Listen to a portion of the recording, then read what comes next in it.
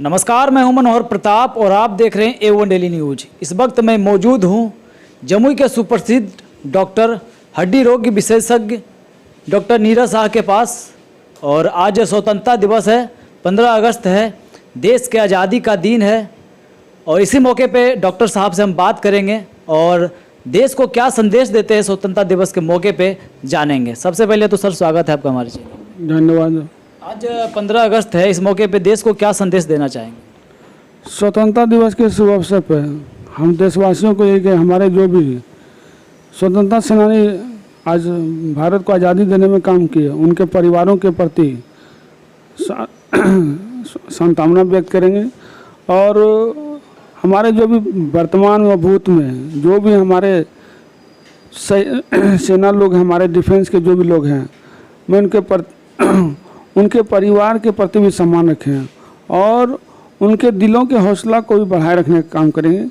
और यही चाहेंगे कि हमारे समाज में जो भी आज चाहे देश के अंदर जो भी हमारे जो बीमारी है वो एक तरह से कहिए भ्रष्टाचार है। हम यही मेरा स्वतंत्रता दिवस के ऊपर खास कर रखता हूँ कि आज के दिन ही देश के दिलों में, लोगों के दिलों में ईमानदारी का कुछ जुनून आता है कि हम देशभक्त है, राष्ट्रभक्त का तभी आप सही सपूत है जब देश के लिए आप काम करें। तो मेरा यही कि अगर जिस दिन से आप लोग अगर भ्रष्टाचार बढ़ते जा रहा है, हम वही वो सरकार को ही कहते हैं भाई उनसे हमको आज़ादी दिला दी। सही आज़ादी तब हम समझेंगे जब भ्रष्टाचार से हमको छुटकारा मिलेगा। सही आज़ादी का मतलब मीनिंग तभी हो सकता है, क्योंकि इस भ्रष्टाचार के चंगुल में देश का विकास सही नहीं हो पाता। तो देश को अंग्रेज़ों से आज़ादी तो मिली, लेकिन हमको भ्रष्टाचार से आज़ादी अभी तक नहीं मिली है। तो ज़्यादा जोर सरकार को और जनता को ही इससे छुटकारा जरूर मिले बस।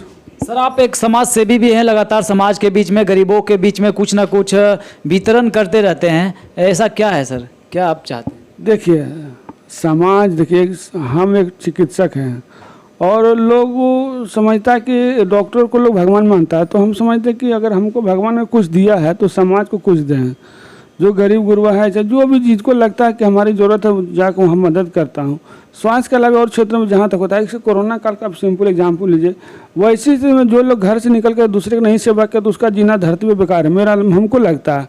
और उस क्षण में भी मैं गरीब घर से निकल के और लोगों की सेवा दिया, चाहे स्वास्थ्य हो, खाद्य सामग्री हो, हर चीज़ का मैंने भरपूर प्रयास किया देने के लिए। तो मेरे सबसे एक चिकित्सक नाते समाज से जुड़ना, इससे बेहतर कुछ हो ही नहीं सकता। लोगों के बीच में रहना, इस सबसे बड़ी आपकी उपलब्धि हो सकती है। आप कुछ भी कीजिए, कितना धन दौलत कमाइए, लोगों के बीच में आपका कोई नहीं है तो कुछ नहीं। आप यही कहते हैं, लोगों के बीच में जुड़ना मेरा शुरू से प्राथमिकता रही और गरीबों के दिलों में बसना, सेवा करना मेरी पहली प्राथमिकता और है, रहेगी।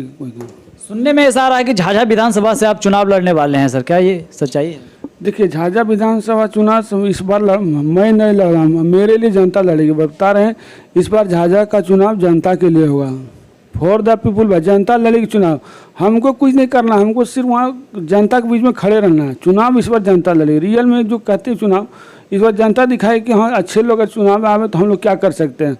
और यही कड़ी को देखते हुए हम आज विधानसभा चुनाव लड़ने की घोषणा की। आप देखिए ना कि हम खुद बिजी डॉक्टर हैं, हमको क्या जरूरत है वो सब करने, लेकिन लगता नहीं जब समाज सेवा जब जुनून बढ़ता है, लगता है हम कैसे मैक्सिमम सेवा दे सकते हैं।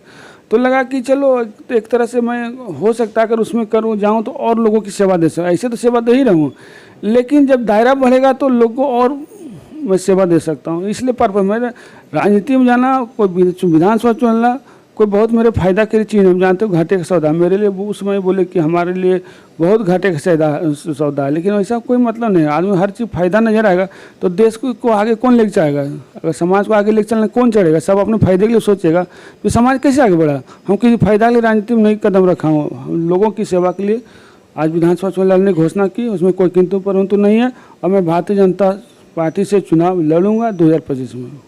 निर्दलीय चुनाव लड़ने का फैसला किए हैं या कोई पार्टी से बात हुई है सर? मुझे पार्टी से, हम भारतीय जनता पार्टी में 18 साल से भारतीय जनता पार्टी से जुड़ा हूँ। मैं चुनाव निर्दलीय तब लड़ूंगा जब हमें पार्टी नेगलेक्ट करेगी तब।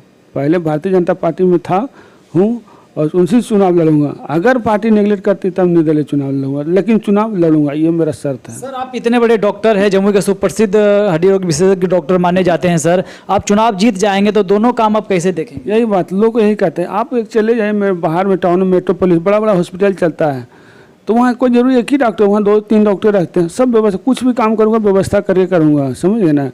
जब हम कभी आप ऐसे देखिए इतना बिजी रहते हुए आप लगता है कोई विधायक मंत्री से क्षेत्र में कम रहता हूँ, आप खुद ये फील करें।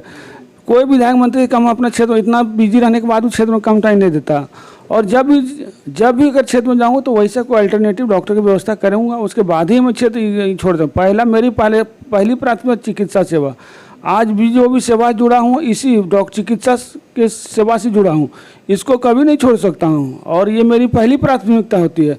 और जैसे कहते हैं ना कि एक डॉक्टर बहुत बड़े हॉस्पिटल में बहुत डॉक्टर काम करते हैं, वैसे व्यवस्था करूंगा। उस चुनाव लड़ने से पहले मैंने सब डिसीजन लेकर हमको क्या करना नहीं करना। लोग को ये लगता है कि सर चुनाव लड़ेंगे तो हम लोग क्या, ऐसा बने गरीबों को कहीं कोई तकलीफ नहीं होगी, हमारे सेवा में कोई कमी नहीं रहेगी। ऐसे भी पूरा रविवार दिन खाली रहता है मेरा, रविवार को ऐसे भी जनता के बीच में रहता है, ना कभी जरूरत पड़े वहाँ भी जाता हूँ। हमको बता दें कि इतना सेवा इतना मेहनत करने के बाद क्षेत्र में विधायक मंत्री ज़्यादा रहता हूँ कम रहता हूँ, कोई भी देख ले हमको।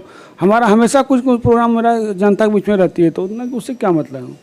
हम दिन भर खटने वाला आदमी, उससे कोई दिक्कत नहीं है। सर उन गरीबों के लिए आप क्या कहना चाहेंगे जिनके बीच में आप हमेशा कुछ ना कुछ वितरण करते रहते हैं कोई ना कोई मौके पे? देखिए गरीबों के बीच में हम ये कुछ ना कहते, मैं गरीब को लोग जो भी कहते हैं हमारे भाई अपने बच्चों को पढ़ाई, सबसे पहला एजुकेशन पढ़ाने काम कीजिए, जैसे भी हो मजदूरी करके हो चाहे जैसे भी हो, भीख मांग के पढ़ाना पड़े, बच्चों को पढ़ाना सबसे पहले। हम कुछ नहीं थे, हमारे माता पिता सिर्फ किसान और छोटा मोटा बिजनेस था। आज हमको अपने माँ पिताजी पढ़ाई तब ना आज लोगों की सेवा दे रहा हूँ। तो मेरा कहना कि जो भी गरीब बच्चे घर में शिक्षा जरूरी है, बच्चों को पढ़ाइए, आपका घर खुशहाल रहेगा, कोई किंतु परंतु। अंतिम सवाल है सर, झाझा विधानसभा के जनता के बीच में मुख्य क्या मुद्दा लेकर के जाएंगे? देखिए होता है कि लोग सब कोई कमा खा रहे हैं, कोई किंतु परंतु नहीं, किसी न किसी का घर चल रहा है। जो सम्मान मिलना चाहिए, हर एक समाज को सम्मान मिलना चाहिए, लोअर तबके का लोग हो, कोई नीचे उसको लगता हो तो इस समाज में ऐसे उसका कोई मतलब नहीं रहता। लेकिन मेरा लगता है एक मैंने किसी समाज को कितनों गरीब हो, हर का एक दायित्व होता है, हर को सम्मान मिलना चाहिए। सम्मान सबसे पहला कि मैं सम्मान देने का काम करूँगा। और जहाँ तक जो बेसिक बुनियादी, हम नहीं कहें कि जनता के लिए हम चांद के ताले तोड़ ला दूँगा, ये दूंगा वो काम नहीं। जो बेसिक बुनियादी से पानी हुआ, शिक्षा हुआ, स्वास्थ्य हुआ, उसको बेसिक बुनियादी को दूर करना है। हम हाई फाई चीज़ें सिनेमा दिखाते हैं, हमको वो नहीं करना भैया। हम झूठे लोगों को ये कर दें वो कर दें, वो काम नहीं हो सकता। अब जो बेसिक बुनियादी है सुविधा है, ग्रामीण स्तर पर दवा जो नहीं मिलता है लोगों में, हम बोलते हैं कि हर गांव में मैं सरकारी दवाई जो होता है और खास कर अपना भी दवा हुआ तो मैं ज़रूरतमंदों को स्वास्थ्य के क्षेत्र में जहाँ तक होगा घर घर तक इलाज पहुँचाने का काम करो। कैसे करूँगा हमको हर अच्छी तरह से पता है कि कैसे इलाज किया जाता है। लोग जितना सरकार जितना खर्च कर रही है ना, उसका 1% भी लोग को भलाई नहीं होता, बता रहे फायदा नहीं है। आप स्वास्थ्य में इतना खर्च नहीं है, बहुत खर्चा इतना खर्च होती है, लेकिन बेनिफिट क्या है? आप सरकारी हॉस्पिटल जाइए तो कोई मरीज सीरियस तो रेफर टू पटना लिखा जाता है। ये कौन तरीका हुआ? ये ऐसा नहीं होना चाहिए। तो ये सब चीज़ होनी चाहिए। यहाँ कोई गरीब हो, थोड़ा इमरजेंसी हो तुरंत पटना रेफर हो जाता है। गरीब पटना में जाकर क्या होता है जानवे करते हैं गरीबों के साथ। तो मेरा कहने का मतलब ये नहीं, जो भी जहाँ व्यक्ति हो ईमानदारी से काम करें। और लन फन खर्च सरकार भी बहुत खर्च करती है, हम तो देखें उतना फिजूल खर्च बहुत जाता है। 1 रुपया का चीज़ उसमें 50,000 का बिल बनता है, वो फालतू वाला बात है। हम वो सब नहीं पसंद करें। जो बेसिक सुविधा उसको जनता को दे सकेंगे, कोशिश करेंगे उसको पहुंचा दें, बस मेरा यही मकसद रहेगा। और कुछ जनता को सम्मान चाहिए और कुछ नहीं चाहिए। खाने पीने सब अपना बच्चे पुत्र सब अपना कमाते खाते हैं। सम्मान जो होना चाहिए, किसी का काम नहीं हो रहा तो उसका काम करवाना। और जनता कुछ नहीं खोजती है, हमको सम्मान खोजती है। बता हम यही फील किए 5 साल के दरमियान में। बिल्कुल हमारे साथ बेझिझक हंसते हुए बात कर रहे थे डॉक्टर नीरज शाह और बता रहे थे कि इस नेता बनना, विधायक बनना हमारा कोई ये सपना नहीं है, बस समाज सेवा करना है। ऐसे मैं समाज सेवा करते आ रहा हूँ और जब बन जाऊँगा तो समाज सेवा में ही अपना जीवन बिता दूँगा। आप देख रहे थे, अगर सेवा क्या होता है अगर जानना है तो डॉक्टर नीरज शाह से आप सीख सकते हैं क्या होता है सेवा और कैसे सेवा किया जा सकता है। आप देख रहे थे A1 डेली न्यूज, मनोहर प्रताप के साथ। जय हिंद।